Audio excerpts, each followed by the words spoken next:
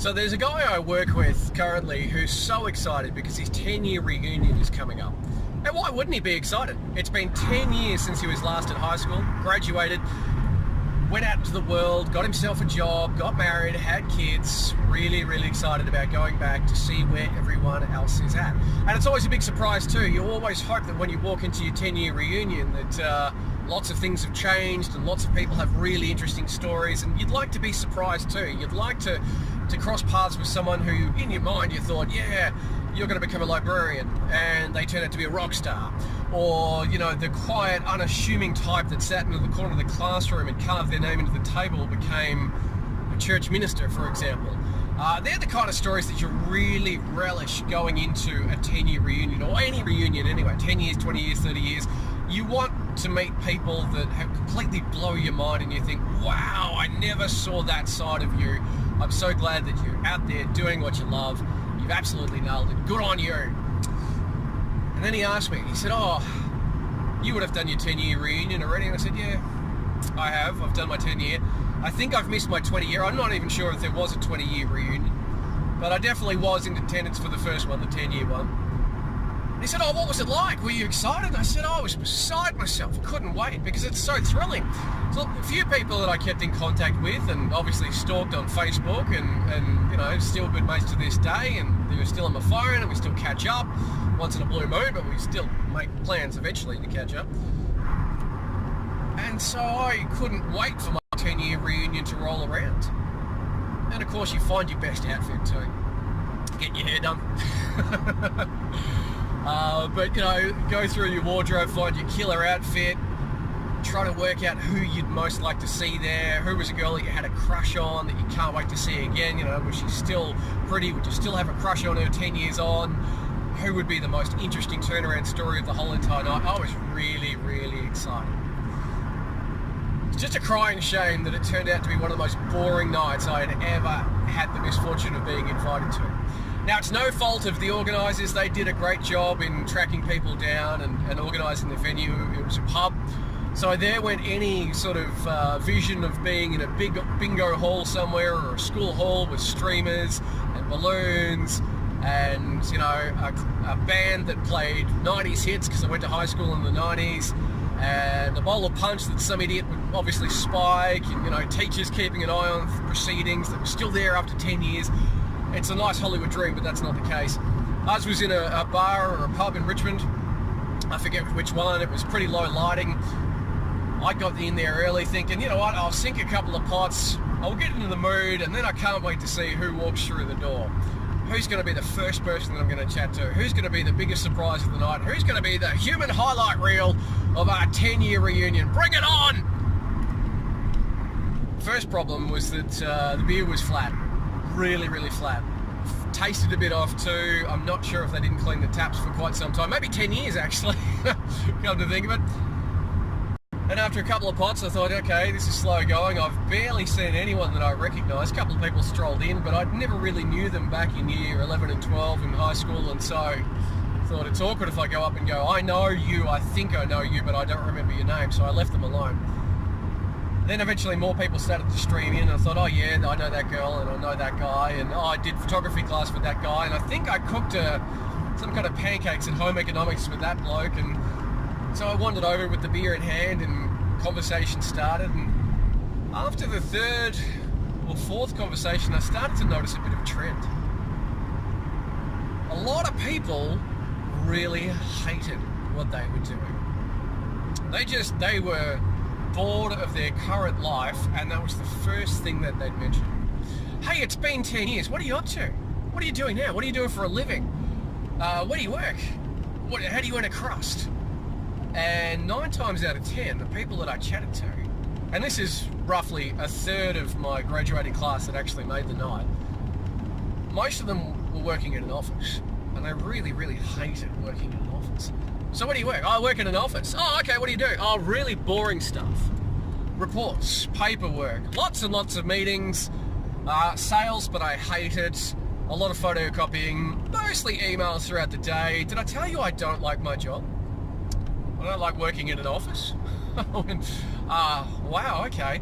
And then of course they turn the conversation. What about you? Where are you? Are you working in an office? And I said, no, I work in a radio station. And of course they wanted to know everything about that. And I'm more than happy to chat about that.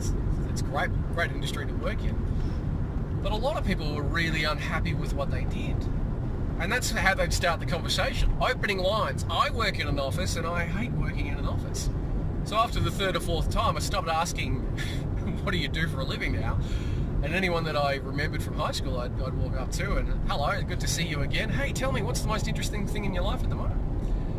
A few of them had kids, which is great. I'm a dad myself with 2 kids. I love them. But that conversation ended pretty quickly too. Oh, I've got a couple of kids. Oh, yeah. Any more to go on there? Oh, yeah. No, they're, X age and 1 girl, 1 boy.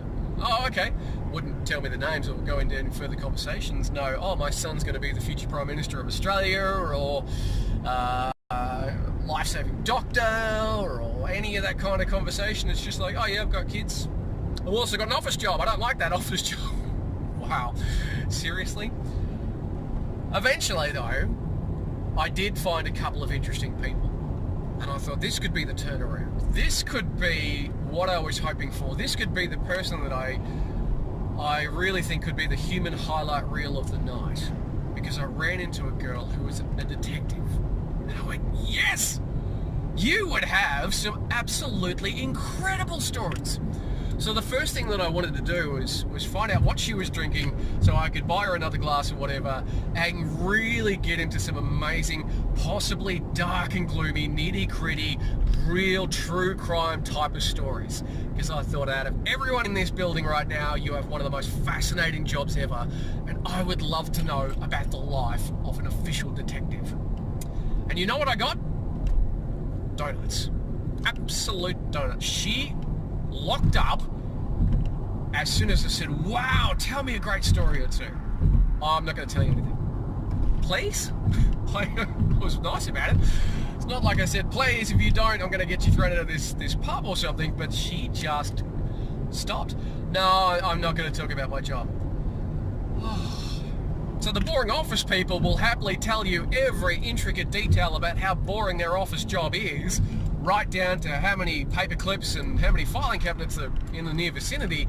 But the detective, with probably the best stories of the night, won't actually share any single one of them, or at least didn't share them with me. I don't know if it was anything personal. I didn't really know this girl much in high school. I was just fascinated by the fact that she was the detective. So that drew a blank, really. The second most interesting person that I met that night was actually a nurse, and I said, oh, okay, nurses have some fascinating stories. I have massive respect for nurses. They go through a ton of shit, and if you are one of those people that get abusive towards nurses and crack the shits because you're not getting fed in time, or you had to wait because of this or that, or because the floor was busy, seriously, take a good hard look at yourself, because they help the world turn around. They really do. And I said, okay, what kind of nurse are you? What kind of nursing did you study? And she had the job of cutting off, and I didn't go into too many details. Not what you think, by the way. Cutting off cancerous growths of patients. That was her job. That was her primary role. That's what I'm trying to say. And as you can imagine, when you get to that part of the conversation, in the middle of beer number 4 or 5, just to keep myself entertained, I thought, do I really need to know what happens to these cancerous growths once they're cut off? I mean, are they cryogenically frozen for research? Are they thrown in the bin? Are they mounted to the wall? What happened? No, don't ask. I don't want to know what happens. So conversation quickly changed after that, but she was the second most interesting person in the building, the one that cut off these growths, because the detective wasn't giving me anything to go on.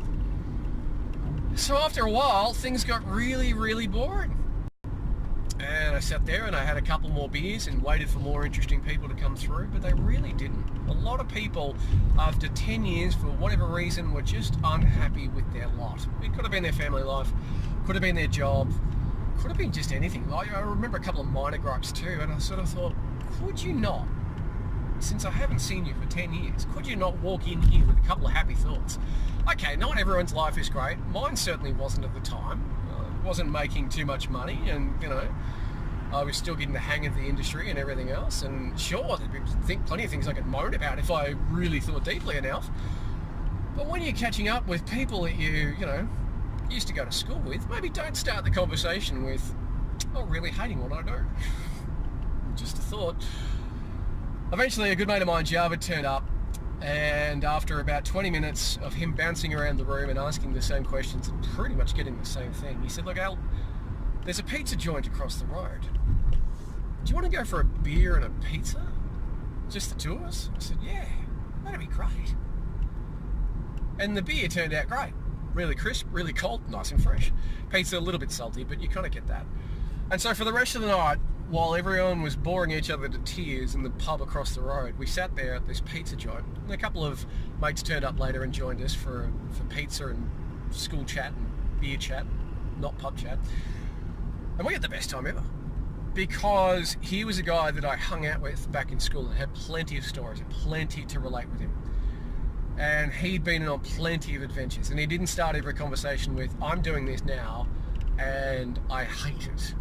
Because Javid was one of those guys that just decided, and it's a thought that I like to have too, I don't know how to do this, but I'm going to get into it and figure it out as we go along.